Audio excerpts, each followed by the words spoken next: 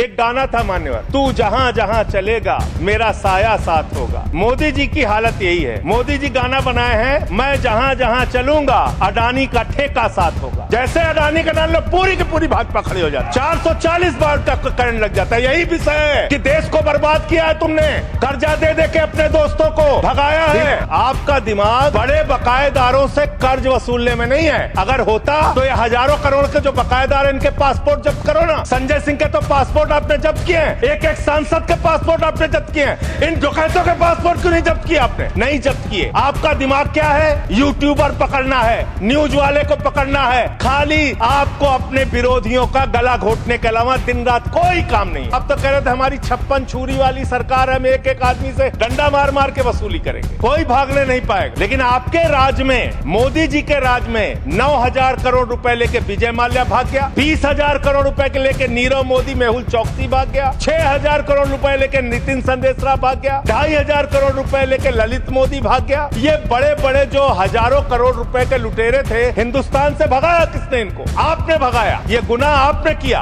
अपने चंद पूंजीपतियों को फायदा पहुंचाना है, देश की जनता भाड़ में जाए, कोई मतलब नहीं आपको। नोटबंदी करके आपने देश की अर्थव्यवस्था को बर्बाद किया। आपने एक अपने पूंजीपति दोस्त को हिंदुस्तान की सारी संपत्ति देके देश को बर्बाद किया। आप सिर्फ देश को लूटने वाले लोग हो। मैं आपसे पूछना चाहता हूं, जब आपकी सरकार बनी तो आप तो कह रहे थे हमारी 56 छुरी वाली सरकार है, हम एक एक आदमी से डंडा मार मार के वसूली करेंगे, सबसे पैसा लेंगे, कोई भागने नहीं पाएगा। लेकिन आपके राज में, मोदी जी के राज में 9,000 करोड़ रुपए लेके विजय माल्या भाग गया, 20,000 करोड़ रुपए के लेके नीरव मोदी, मेहुल चौकसी भाग गया, 6,000 करोड़ रुपए लेके नितिन संदेशरा भाग गया, 2,500 करोड़ रुपए लेके ललित मोदी भाग गया। ये बड़े बड़े जो हजारों करोड़ रुपए के लुटेरे थे, हिंदुस्तान से भगाया किसने? इनको आपने भगाया। ये गुनाह आपने किया। इसलिए आपको देश की अर्थव्यवस्था को ठीक करने का आपकी मंशा नहीं है। आपकी जो 56 छुरी वाली सरकार थी, उन्होंने तो इन लोगों को भगाने का काम किया, इन लोगों को निकालने का काम किया, सेफ पैसेज देने का काम किया। देश की जनता लूटी गई, बैंकों को आपने खाली करने का काम किया। और ऑथेंटिकेट करते हुए मैं आपको बताऊंगा मान्यवर, ये आपका लोकसभा में दिया गया सरकार का उत्तर है, मेरे घर पे नहीं बना। इसमें आप लोगों ने साफ तौर पे बताया है कि आपने करीब करीब 70% कर्जा 5,44,000 करोड़ में से मात्र 1,60,000 करोड़ रुपए आपने कर्जा वसूला और बाकी सब का सब आपने माफ कर दिया। ये तो बड़ी अच्छी स्कीम है आपकी, बहुत अच्छी स्कीम है। यही स्कीम आप किसानों के लिए लाइए, यही स्कीम आप मजदूरों के लिए लाइए, रेहड़ी पटरी वालों के लिए लाइए, छात्रों के लिए लाइए, छोटे दुकानदारों के लिए लाइए। और कहिए कि अगर 1 लाख रुपए किसी किसान का बाकी रहेगा, 30,000 रुपए दे दे, उसका बाकी कर्जा माफ। कहिए कि अगर 1 करोड़ रुपए किसी दुकानदार का, छोटे व्यापारी का माफ रहेगा, बकाया रहेगा, उससे 30 लाख रुपए लेके 70 लाख रुपए माफ। क्योंकि यही काम तो किया है आपने। आंकड़े पढ़ रहा हूं मान्यवर, ध्यान से पूरे देश को सुनना चाहिए क्या है आपकी असलियत। आपने भूषण स्टील का 54,000 करोड़ रुपए कर्जा बकाया था, 42,000 करोड़ रुपए आपने वसूला, 23% आपने माफ किया। एसआर का, भूषण स्टील का 57,000 करोड़ रुपए बकाया था, 35,000 करोड़ वसूला, 38% आपने माफ किया। 8,000 करोड़ रुपए ज्योति स्ट्रक्चर्स का बकाया था, 55% आपने माफ किया। 91,000 करोड़ जीएचएफएल का बकाया था, 60% आपने माफ किया। भूषण पावर का 48,000 करोड़ रुपए बकाया था, 19,000 करोड़ रुपए वसूला, 60% माफ किया।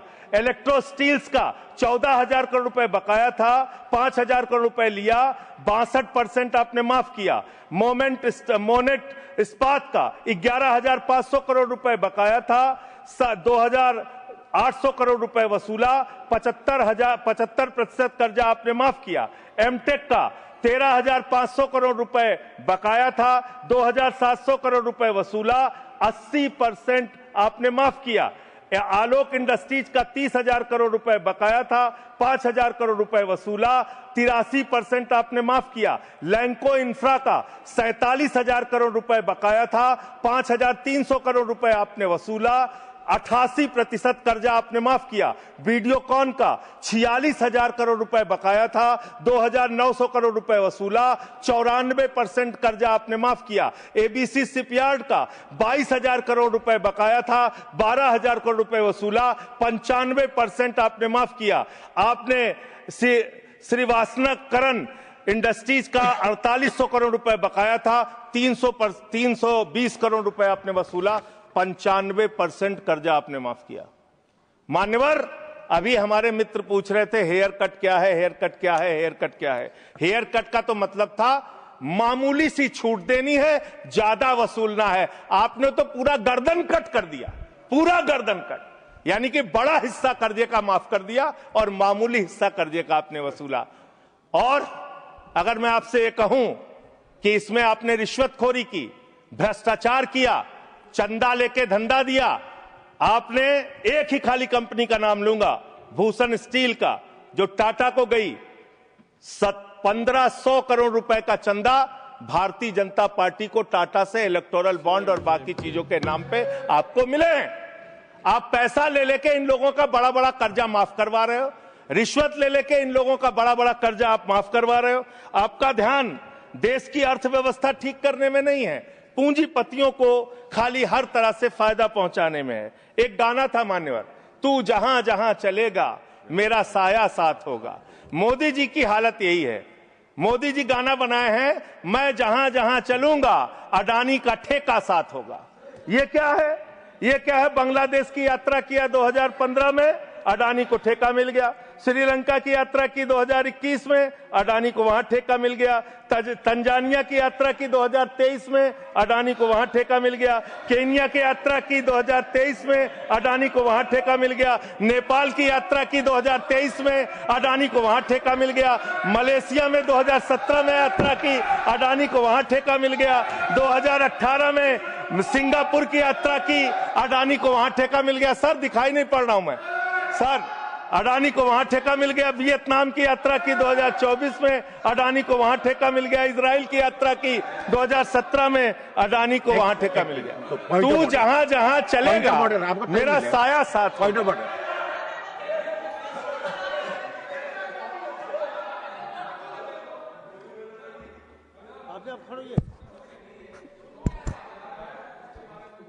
निकलवा कोई भी रिलेवेंट नहीं है, निकलवा ये जो इरेलीवेंट जो इन्होंने उसको भाषण से निकाला जाए सर, एक्सपेंज किया जाए। कोई मत। दूसरी बात सर, इतना झूठ आंकड़ा दे रहे हैं, उसका कोई तथ्य दूर दूर तक नहीं है। रिकॉर्ड में चेक करेंगे, हम रिकॉर्ड चेक कर लेंगे। हाँ बोले। अडानी का नाम सुनते ही लोगों को 440 वोल्ट का करंट क्यों लग जाता है? मुझे तो समझ में नहीं आता। जैसे अडानी का नाम लो, पूरी की पूरी भाजपा खड़ी हो जाती है।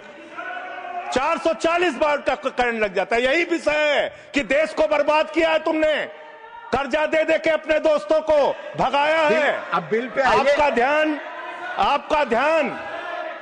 ध्यान बड़े बड़े पूंजीपतियों से। मान्यवर मेरा समय जा रहा है, मान्यवर मेरा समय जा रहा है, मुझे बोलने दीजिए। मान्यवर, आपका दिमाग, हम चेक कर लेंगे। आपका दिमाग बड़े बकायेदारों से कर्ज वसूलने में नहीं है। अगर होता तो ये हजारों करोड़ के जो बकायेदार हैं, इनके पासपोर्ट जब्त करो ना। संजय सिंह के तो पासपोर्ट आपने जब्त किए हैं, एक एक सांसद के पासपोर्ट आपने जब्त किए हैं। इन डकैतों के पासपोर्ट क्यों नहीं जब्त किए आपने? इन डकैतों के पासपोर्ट क्यों नहीं जब्त किए आपने? नहीं जब्त किए। आपका दिमाग क्या है? यूट्यूबर पकड़ना है, न्यूज वाले को पकड़ना है, 4 PM संजय शर्मा का बंद करना है, राजीव निगम का फेसबुक बंद करना है, मुकेश मोहन पे मुकदमा करना है। खाली आपको अपने विरोधियों का गला घोटने के अलावा दिन रात कोई काम नहीं है। खाली आपको अपने चंद पूंजीपतियों को फायदा पहुंचाना है। देश की जनता भाड़ में जाए, कोई मतलब नहीं आपको। नोटबंदी करके आपने देश की अर्थव्यवस्था को बर्बाद किया।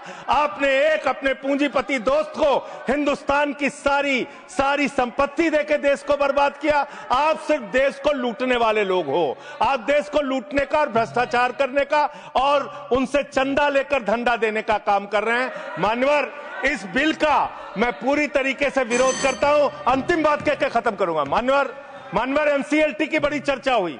एनसीएलटी में मान्यवर आप समाप्त 30, कीजिए। बस खत्म कर रहा हूं, सबको आपने ज्यादा टाइम दिया, मुझे भी एक आध मिनट दे दीजिए सर। एनसीएलटी में 30,000 केस पेंडिंग है सर, और 270 दिनों में एनसीएलटी को केस का निराकरण करना होता है। एनसीएलटी तो भ्रष्टाचार का गढ़ बन गया है, उनके पास ऊपर से फोन जाता है नेताओं का, इसका इतना माफ कर दो, उसका उतना माफ कर दो। ये अंतिम वाक्य चीफ जस्टिस का मैं बोल के अपनी बात खत्म करूंगा। 48,000 करोड़ रुपए अनिल अंबानी का बकाया था, 430 करोड़ रुपए में सेटलमेंट हो गया। तो सूर्यकांत जी चीफ जस्टिस जी ने कहा, उन्होंने कहा that the insolvency process had become mockery। ये भारत के मुख्य न्यायाधीश का बयान है इंसॉल्वेंसी के बारे में, जिस तरीके से आप लूटखोरी कर रहे हैं। बहुत बहुत धन्यवाद।